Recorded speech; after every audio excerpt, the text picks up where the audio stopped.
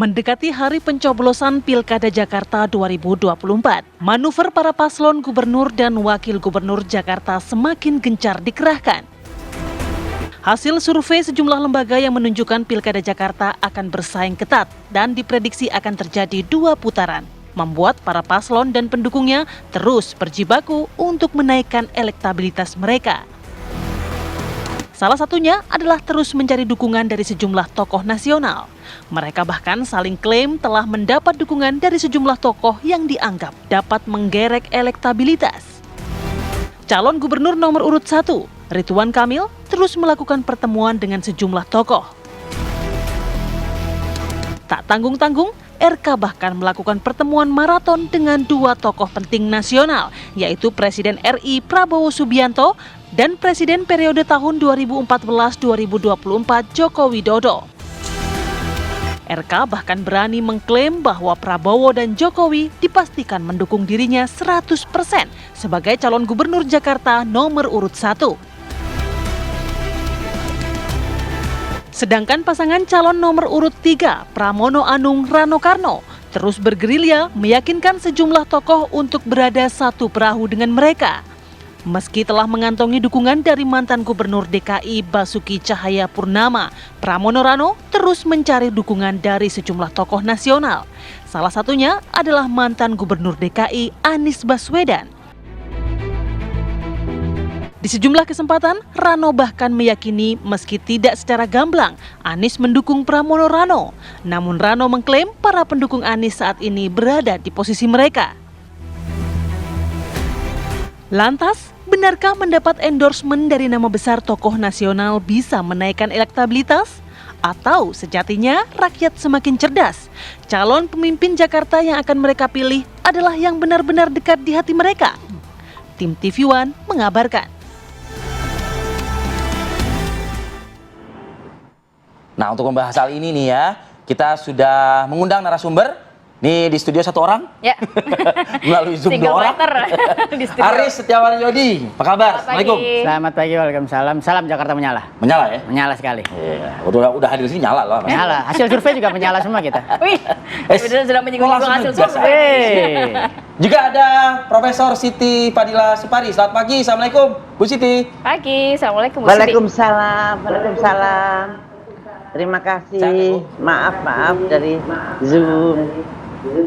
Nggak apa-apa, Bu. Nggak apa-apa, Ibu. Juga ada Cheryl Tansil. Selamat pagi, Cheryl. Apa kabar? Pagi, Mbak Cheryl. Halo, pagi semuanya. Pagi. Pagi.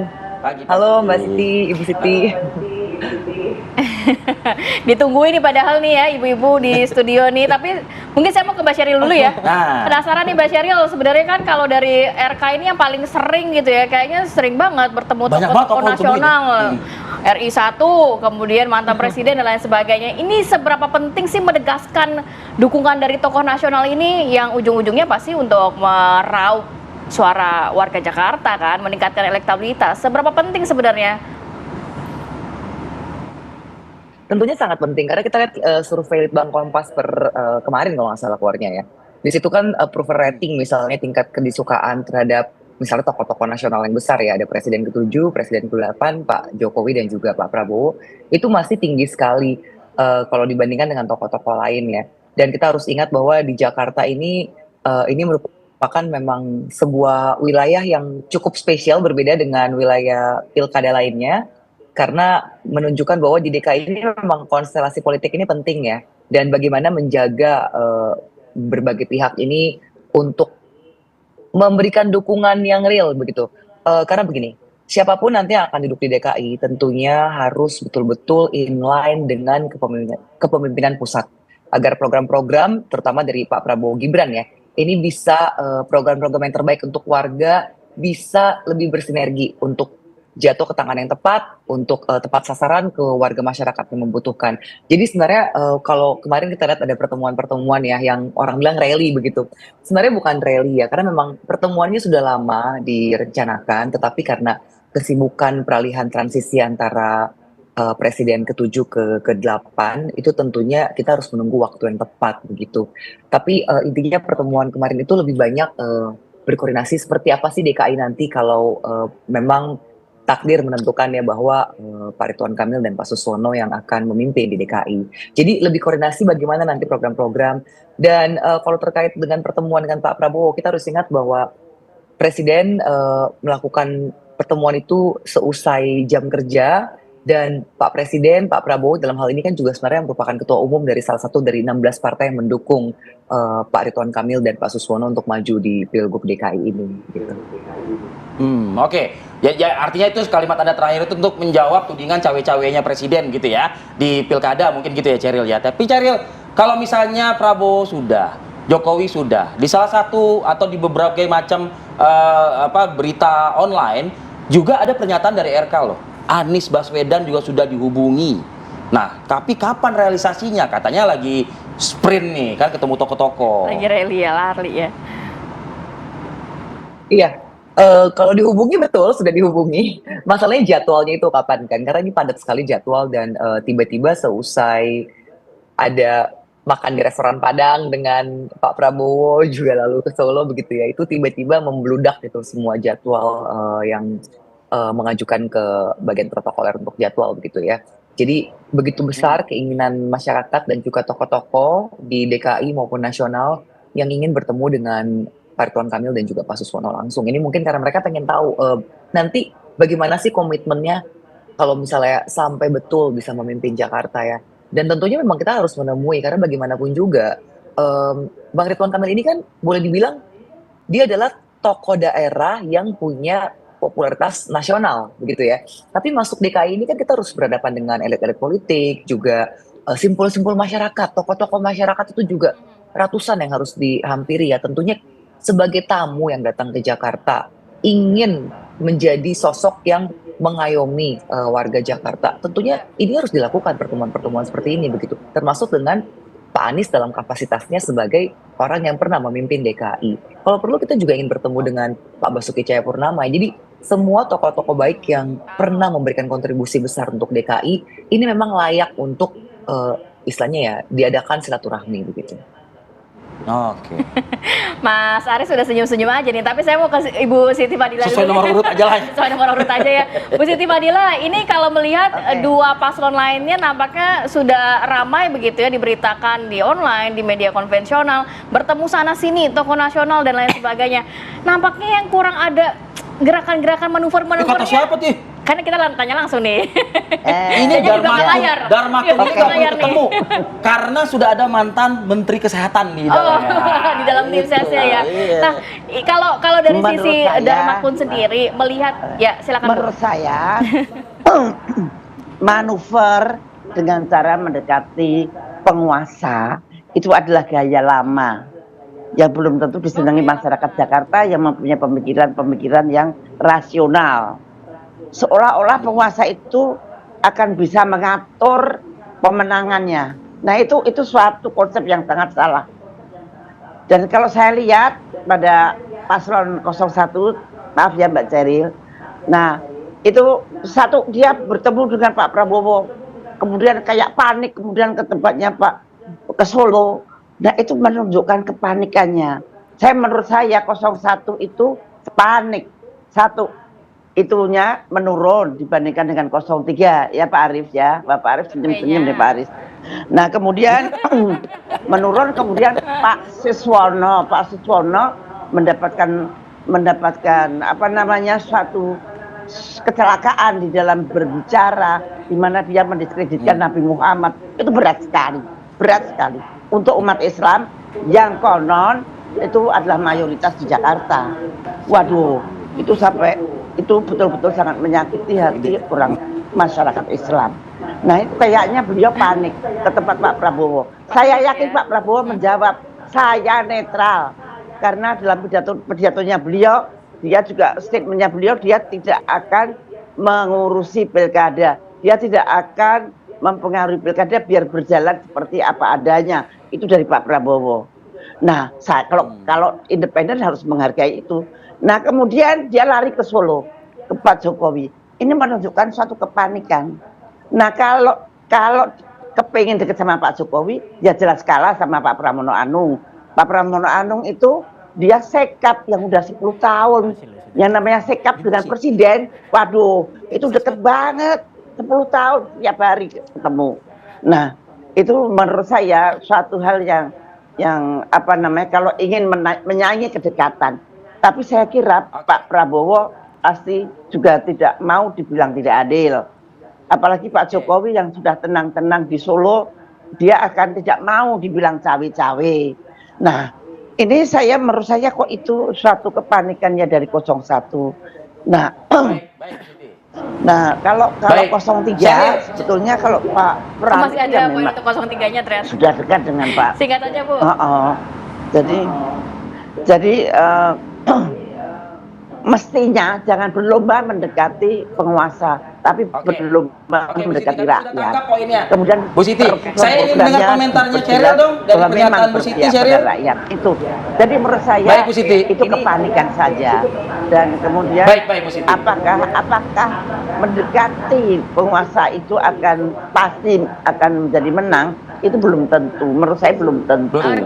Nah, yang paling penting adalah bagaimana mendekati rakyat. Itu saja. Baik, Ibu Siti. Sheryl, silakan Sheryl. Baik. Thank you Arif. Silahkan saja ya kalau Bu Siti mengatakan mendekati penguasa. Tapi dalam konteks ini, tadi saya melihat Ibu Siti sebagai ketua tim ses pasangan Paslon 02 jadi lebih seperti jubirnya pasangannya Pramono ini. Maaf Bu Siti. Tapi begini, kalau misalnya kita uji kedekatannya, pertanyaan saya begini, pasti banyak sekali orang yang ingin bertemu dengan Pak Prabowo ataupun Pak Jokowi begitu kan. Tapi pertanyaannya bisa ketemu atau tidak? Yang jelas Pak Ridwan Kamil diterima dengan baik. Kemarin dalam deklarasi Gerakan Solidaritas Nasional juga berkali-kali disebutkan oleh Pak Prabowo ya, bagaimana Pak Ridwan Kamil memang didukung untuk maju dalam DKI. Dan kalau misalnya bicara kedekatan, saya rasa dekat Pak Ridwan Kamil dengan Pak Jokowi, karena ingat dalam koordinasi pusat dan daerah, Pak Ridwan Kamil itu gubernur dan kurator IKN. Berarti kan dekat sekali hubungannya dan dipercaya dalam hal profesionalisme. Jadi bukan hanya dalam kedekatan politik begitu. Dan kalau misalnya dibilang panik, saya rasa tidak ya, karena begini, Pak Ridwan Kamil ini punya track record yang baik dan bisa ditawarkan untuk warga DKI. Jadi tidak ada kepanikan. Kami bukan orang yang misalnya tidak percaya dengan COVID begitu, padahal jelas semua orang di seluruh dunia merasakan itu begitu ya. Tapi apapun itu, kalau kita bicara soal hasil survei, betul memang pada saat ini bersaing ketat ya antara 01 dan 03, dan kami sangat menghargai hasil survei yang ada karena kami di tim ses pun kami butuh mengetahui refleksi bagaimana kondisi masyarakat sekarang ya. Yang jelas pada saat ini begitu besar animo orang yang mengundang paslon kami, terutama Bang Ridwan Kamil ya, untuk datang karena mereka ingin kenal lebih dekat. Mungkin selama ini terlalu banyak black campaign yang diluncurkan oleh pihak-pihak tidak bertanggung jawab ya. Dan ketika orang melihat sosok Ridwan Kamil yang saat ini tiba-tiba menjadi media darling, orang jadi ingin lebih tahu aslinya seperti apa. Jangan-jangan black campaign yang ada di sosial media dan WhatsApp itu tidak betul, bahwa pasangan kami misalnya ABCD. Ternyata ketika ketemu adalah seseorang yang sosok yang hangat, bisa diraih dengan mudah, dan juga sosok yang punya visi misi yang jelas begitu. Baik, Mbak Sheryl. Ini saya mau ngasih kesempatan ke Mas Aris, tapi kayaknya udah menjadi perwakilan dari Fadila nih. Kayaknya Mas Aris nggak perlu ngomong nih loh. Mau ngomong atau senyum-senyum aja nih? Udah ada Bu Siti Fadila nih soalnya nih. Tapi ntar dari saya kita jeda dulu deh. Ya, kami kembali saat lagi. Tetaplah bersama kami. 1 hari penuh. Apalagi yang mau didebatin sama Aris, Riz? Seorang Aris aja udah dibantu oleh Profesor Siti Fadila Supari gitu loh, Riz. Mau kasih kesempatan ke Mas Aris atau ke Bu Siti lagi nih sebagai... Silakan, Riz. Ya, tadi disampaikan memang bagaimana cara pandang masyarakat ya, termasuk paslon-paslon lain. Tapi kalau dari kami sendiri, kami memang fokus terhadap strategi yang kami lakukan sendiri, tidak berpengaruh terhadap bertemu tokoh lain gitu kan, yang itu sudah dilakukan jauh lebih dulu Mas Pram dan Bang Dul. Memang kami meyakini ada sebab ada akibat ya, tidak mungkin sesuatu terjadi tanpa sebab. Maksudnya? Alhamdulillah. Mungkin tadi disinggung oleh Mbak Sheryl pertama bahwa menyinggung Litbang Kompas. Alhamdulillah pagi ini rilis Litbang Kompas ya, yang dibiayai khusus oleh lembaga Kompas sendiri, menghasilkan per Oktober ya, elektabilitas Mas Pram sudah menyalip Kang Emil di angka 38%, sementara 34% Kang Emil. Nah ini alhamdulillah kami bersyukur, dan tadi malam juga kami juga mendapatkan kabar yang alhamdulillah juga ya, karena Perkumpulan Survei Opini Publik Indonesia, Persevi, lembaga yang berwenang untuk Menjatuhi sanksi ya maksudnya. Melindungi atau menaungi berbagai lembaga survei ya yang terdaftar, yaitu menyampaikan bahwa lembaga survei Indonesia LSI yang per Oktober menangkan ya Mas Pram dan Bang Dul dengan 41% dan Kang Emil 37% terbukti valid datanya dan benar dalam melakukan metode survei. Sementara Poltreking yang dalam hasil surveinya yang dipublis 1 hari kemudian setelah LSI, kita tidak melibatkan survei hari ini. Ya, tetapi itu 51%, 37% kayak 36 Mas Pram itu terbukti tidak bisa dipertanggungjawabkan datanya dan salah. Sekali lagi saya ingatkan Riz, kita nggak ada pihak ya betul. Ya. Ya itu tetapi memang tinggi, betul. gitu. Jadi yang menyatakan Mas Pram itu menang itu survei valid, yang sementara Poltreking yang menyatakan Kang Emil itu menang itu terbukti tidak bisa dipertanggungjawabkan datanya oleh Persepi. Tadi malam itu resmi ya.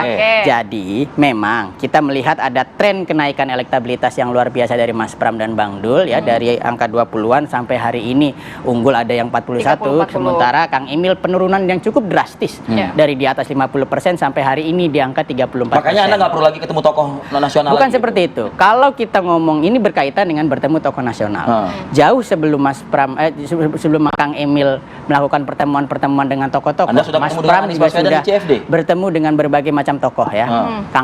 Mas Anies misalnya sudah bertemu di CFD secara tidak sengaja, seperti itu kan, berdiskusi. Yang kemudian mungkin setelah itu ditindaklanjuti oleh banyak pendukung-pendukung atau elemen-elemen Mas Anies itu yang berjalan bersama kami ya, mendukung kami, kemudian memberikan masukan-masukan terkait dengan visi misi, dan itu memang sudah tercermin sekali. Misalnya itu melanjutkan JIS, kemudian melanjutkan Jaklingko RP 0. Kalau udah ada rencana bertemu lagi dengan Mas Anies selain di CFD, sama Pak Prabowo ada nggak? Untuk Pak Prabowo, mohon maaf ya, ini saya harus berbicara fakta. Pak Prabowo kan kerja 10 tahun kata Bu Siti Fadila tadi. Saya harus berbicara fakta ya. Alhamdulillah kami sudah sempat bertemu duluan pada masa periode pilkada ini. Mas Pram itu dengan Pak Prabowo langsung di rumahnya ya bertemu. Jadi di belakang layar waktu pas enggak on record. Waktu pas pemanggilan para menteri kan Mas Pram datang dan Mas Pram menyampaikan salah satu isi pertemuannya yaitu Mas Pram mendoakan Pak Prabowo menjadi presiden yang akan dilantik segera. Kemudian Pak Prabowo juga mendoakan Mas Pram di pilkada Jakarta. Ya, Pak Prabowo mendoakan Mas Pram juga di pilkada Jakarta. Artinya ada sinergitas memang.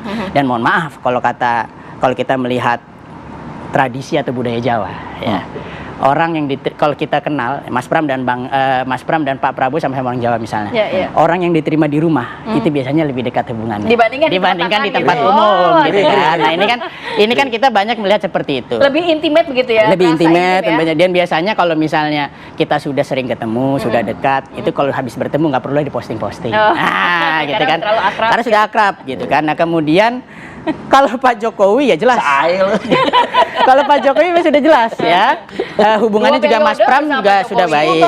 Makan malam, makan siang sudah sering sama Pak Jokowi, sudah biasa gitu kan. Juga waktu pas Mas Pram dicalonkan oleh PD Perjuangan, didaftarkan KPU oleh Hanura juga, itu Mas Pram, ya? Menghadap dan juga ditelepon oleh Pak Jokowi untuk silahkan maju Mas gitu. Jadi tidak ada hubungan yang tidak baik lah antara pertemuan di muka publik ya nggak apa-apa juga. Kan gitu udah tinggal telepon dan tinggal WA gitu. Jadi memang. Jadi pertemuan di muka publik tuh apa tuh?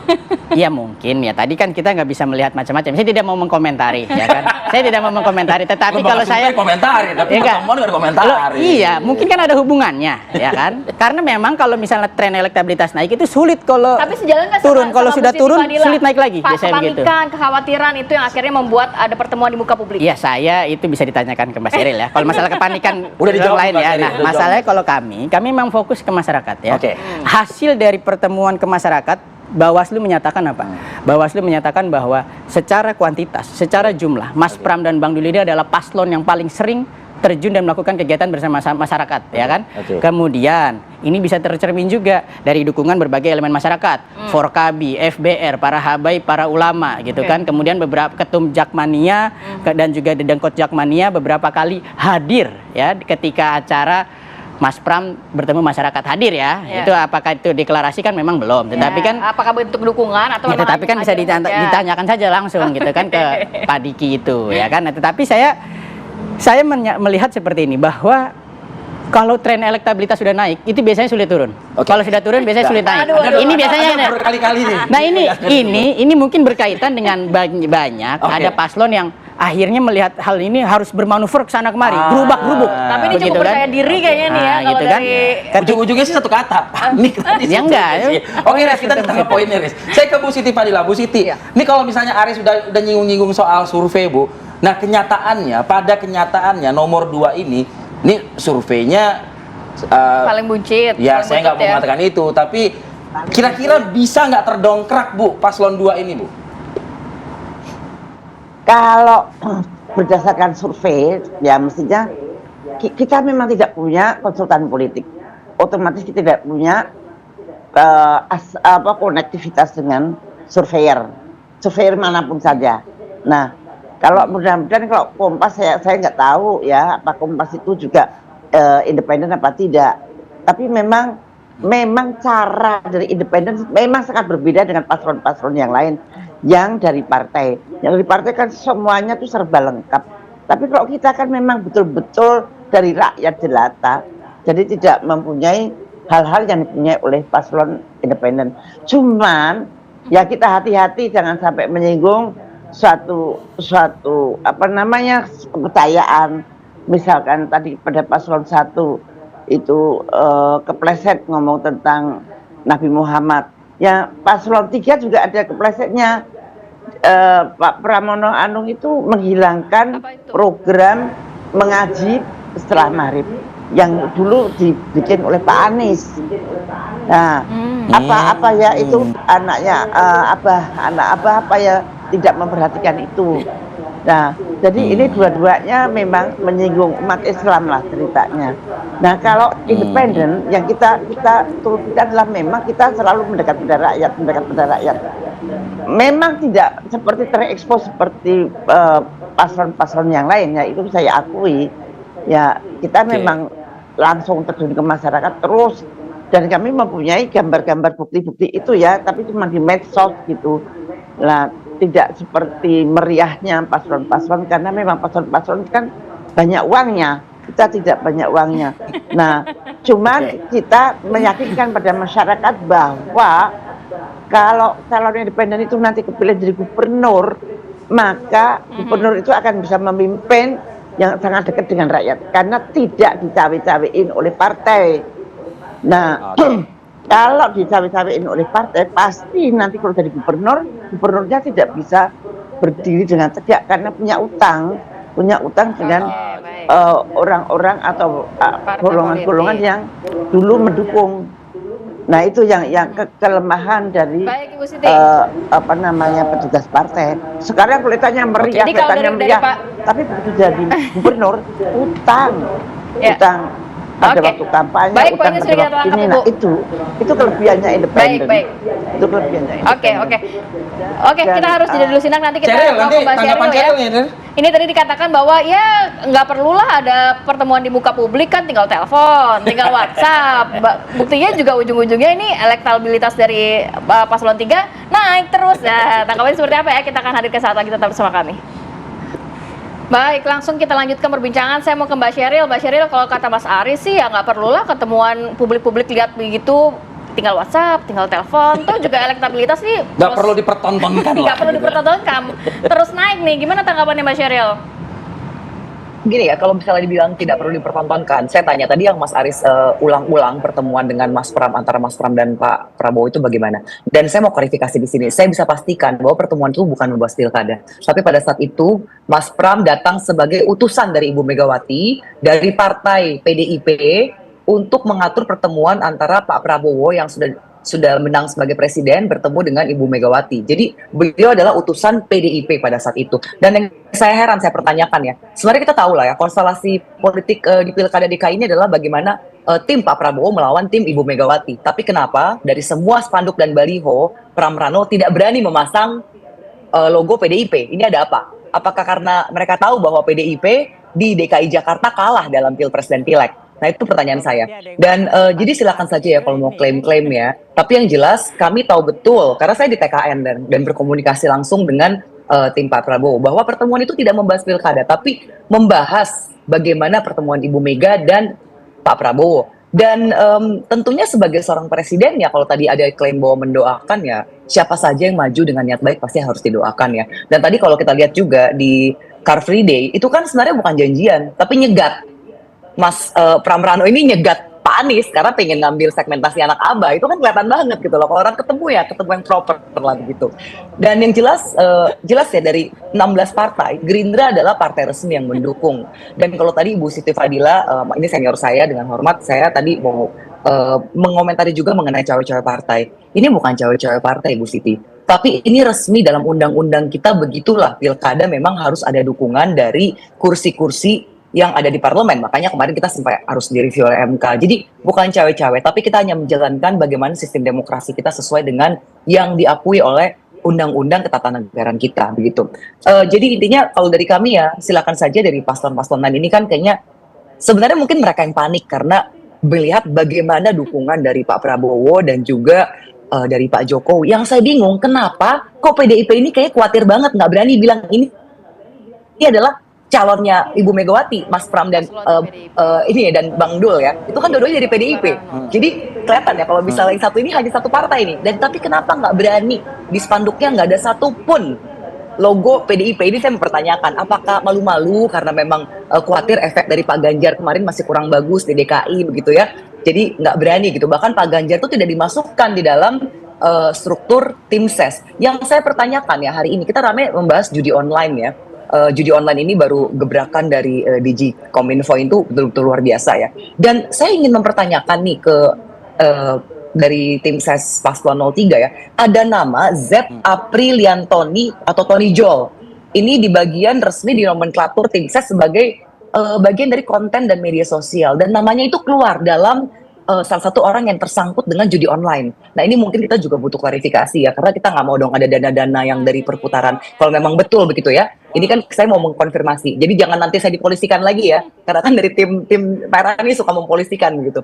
Saya ingin mengklarifikasi, mungkin bisa dijawab juga di sini, apa peran dari Tony Jol dan bagaimana mengklarifikasi informasi-informasi yang sudah ramai di Twitter, di berbagai media sosial bahwa Tony Jol ini adalah pelaku judi online. Apakah ada dana dari judi online yang masuk ke tim ses begitu? Silakan dikonfirmasi. Baik, Pak Sheryl. Iya. Wah, banyak banget nih kayak pertanyaan dari Pak Iya, Sheryl nih. pelan-pelan Mbak Sheryl ya. Jadi saya memang paham suasana kebatinan. Karena durasi. Ya, suasana kebatinan tim Nggak Kang paham suasana Emil. kebatinan, maksudnya Anda disebut oleh Sheryl panik. Enggak, saya kalau dari pernyataan Mbak Sheryl tadi, kita paham suasana kebatinan Mbak Sheryl yang nampaknya ini memang sudah sangat puyeng ya. Karena melihat hasil survei terus diserang kemana-mana yang tidak pada konteks. Tadi disampaikan seperti ini. Anda yang ini. Pertama kali tadi disampaikan bahwa ini PD Perjuangan yang mendukung Mas Pram dan Dul tidak pernah disebut. Siapa yang bilang nggak pernah disebut? Di pertama saya tadi ngomong, hari ini saya ngomong pertama kali. Mentalitas pemenang Mas Pram dan Bang Dul, walaupun hanya didukung PD Perjuangan sebagai partai parlemen dan didukung Partai Hanura dan Partai Umat ya yang di luar parlemen, Mas Pram dan Bang Dul berani untuk maju di Pilkada Jakarta dan dengan bersama-sama dengan masyarakat ya, bersama-sama dengan masyarakat ini akhirnya bisa. Karena ini kan melawan 16 partai, banyak sekali. Gitu 16 partai. 16 partai juga saya tidak pernah lihat di spanduknya ada 16 partai. Jadi jangan komentarin spanduk orang Ya, dulu. satu lambang Ngaca dulu di spanduknya sendiri gitu. Saya nggak pernah melihat banyak partai. Dari PDIP dua-duanya. Nah, itu kan. Logo PDIP. Tapi partainya dari PDIP. Nah, itu kan kita kita apa namanya? Dua paslonnya loh, dari melihat hanya bahwa dari ini PDIP. masyarakat. Kenapa nggak ada Saya tadi nggak mau memotong Anda ya. Tunggu dulu. Tunggu dulu. Nah, masalahnya adalah ini adalah ini memang bentuk-bentuk kepanikan. Ya, jadi bahkan ada spanduk-spanduk yang tidak kita buat, itu bertebaran di mana-mana. Oh, ini kayaknya hampir terkonfirmasi saya yang membuat, gitu loh kan. Tadi dengan pernyataan itu kayaknya, oh ini yang membuat ini. Nah, ini kita ini ingin politik yang gembira, ya, yang gembira. Kita politik yang merangkul semua pihak, bukan mengkotak-kotakan seperti itu. Ya, buktinya kita hanya satu partai di parlemen dan 2 partai non parlemen, itu unggul gitu kan. Kemudian tadi dibahas judi online. Iya. Saya juga nggak paham yang diomongin seperti apa. Tapi yang saya paham bahwa Menteri Kominfo saat itu adalah Ketua Projo. Dan Projo kemarin sudah deklarasi mendukung Kang Emil ya di Pilkada Jakarta. Yang setahu saya itu kan pejabat-pejabat Komdigi-nya ini kan pejabat-pejabat yang itu tapi saat benar itu ada di struktur ini? Saya nggak tahu, nanti kita cek ya apakah itu benar apa enggak. Karena ini kan udah ngomongnya udah kemana-mana. Saya bilang ini mungkin suasana kebatinan yang sedang gundah gulana melihat hasil survei dan lain-lain, sehingga dibawa ke poster lah, dibawa kemana-mana. Ini tolong di luar konteks gitu loh. Nah ini kita ngomongin aja bagaimana pertemuan tokoh. Apa jangan-jangan pertemuan tokoh ini ya ada lagi yang bilang kita di CFD ngejar Mas Anies. Udah yang bener aja. Kalau ngejar Mas Anies naik sepeda terus kita nggak ketemu dong gitu loh. Dan mohon maaf ya. Mohon maaf, tetapi memang kita lihat ada Pak Laude Bashir, kemudian ada Bang Iwan Tarigan, beberapa orang-orang terdekat Mas Anies itu sudah berkampanye untuk kita, sudah masuk tim pemenangan, dan wajar bahkan ketika memang tagline kita Jakarta Menyala dan program-programnya itu memang melanjutkan banyak program Mas Anies yang dirasakan bermanfaat bagi masyarakat, di berbagai lembaga survei itu menjelaskan bahwa pemilih Mas Anies cenderung ke. Tapi di lembaga survei Adi Praitno PPI mayoritas 51% pendukung Prabowo itu kan PPI. Anies itu ke Ridwan Kamil. Kita ada Litbang Kompas, kemudian ada juga LSI yang sebelumnya. Pada intinya ini kan kita masih terus berjalan. Artinya memang masyarakat Jakarta tidak sebodoh itu, tidak segampang diarahkan itu. Masyarakat Jakarta ini masyarakat paling rasional. Setelah debat pertama dan debat kedua, reaksi masyarakat juga paling melihat Mas Pram dan Bang Nul yang paling unggul. Dan elektabilitasnya masyarakat Jakarta lebih yakin program-program Mas Pram dan Bang Nul itu program-program yang konkret. Karena ia ingin memilih pemimpin yang mengeksekusi kebijakan, bukan sekedar berimajinasi. Jangan kita panas juga. Nih yang adem cuman Ibu Siti Fadila nih. Bu Siti Fadila, singkat ya Bu ya. Ini kalau kita ngeliat kan 1-3 ya Bu, seru ya Bu ya. Nah ini mungkin jadi celah nggak buat paslon 2 Bu? Nih 1-3 lagi seru sendiri, nah mungkin 2 bisa memanfaatkan nggak sih kira-kira? Mbak Sheryl tahan dulu ya Mbak Sheryl ya, kita ke Bu Siti Fadila dulu ya. Saya yakin para pemilih di Jakarta itu cerdas dan rasional. Belum sampai ke pemilihan, ini calon-calon dari partai udah ribut banget kan. Nah nanti ributnya dan bukan tidak substansial gitu. Ributnya bersaing antara dengan kedekatan dengan penguasa, bersaing dengan segala macam. Nah itu menunjukkan nanti kalau jadi gubernur juga ribet dengan segala sesuatu yang tidak ada hubungannya dengan tugas-tugas gubernur gitu loh. Nah ini saya yakin masyarakat Jakarta itu cerdas dan rasional. Ini 02 ini adalah independen. Independen memang berbeda dengan paslon-paslon 1 dan paslon 03. Dan memang kita berbeda caranya mendekati rakyat juga berbeda, caranya menunjukkan diri juga berbeda, dan tidak mendekati para penguasa juga memang karena memang kita independen, kita rakyat. Kita menunjukkan bahwa kita betul-betul rakyat. Kalau yang paslon yang lain masih mengharapkan tangannya Pak Jokowi, tangannya Pak Prabowo, dan kemudian Pak Anies. Padahal Pak Anies itu tidak akan berada di satupun dari 3 paslon. Nah itu saya dengarnya langsung dari beliau, dari orang beliau. Baik Bu. Baik Bu, terima kasih. Sheryl, ada yang ingin tambahkan tadi Sheryl? Waktu kita sudah habis loh Sheryl. Singkat saja. Dari pernyataan Aris tadi. Singkat saja Mas Sheryl. Saya harus menyebutkan sangat lucu kalau jubir tidak tahu nomenklatur SK resmi, karena ini SK resminya ditandatangani oleh Sekjen PDIP Hasto Kristianto pada tanggal 18 Mei dan timnya diumumkan pada hari kedua rapat kerja nasional Rakernas ke-5 PDIP di Ancol, Jakarta Utara itu tanggal 24 sampai 26. Ada nama Tony Jol, mungkin media juga bisa mengklarifikasi langsung ke timnas dari Pak Pramrano ya. Tapi yang jelas ini perlu diklarifikasi, dan tadi juga saya mohon dari ada klarifikasi lebih lanjut. Tadi ada tuduhan-tuduhan bahwa kami menaikkan spanduk-spanduk. Ini maksudnya menaikkan spanduk-spanduk apa begitu? Jadi ayolah saya setuju sekali dengan Ibu Siti dan juga tadi jubir dari Pramrano ya, bahwa pemilih DKI ini sangat cerdas dan kritis. Jadi mari kita bersaing dengan sehat, kita usung lagi visi misi yang terbaik begitu ya. Kita terus akan turun ke rakyat, dan tentunya ya black campaign akan ada terus, terutama dari pihak-pihak yang khawatir bahwa ada orang yang lebih bagus secara visi misinya begitu. Sheryl Tanzil, terima kasih. Bu Siti Fadila Supari, terima kasih. Aris Setiawan Yudi, terima kasih atas waktunya pada pagi hari ini. Assalamualaikum. Energinya disimpan untuk debat ketiga nantinya ya. Jangan di layar TV ini ya.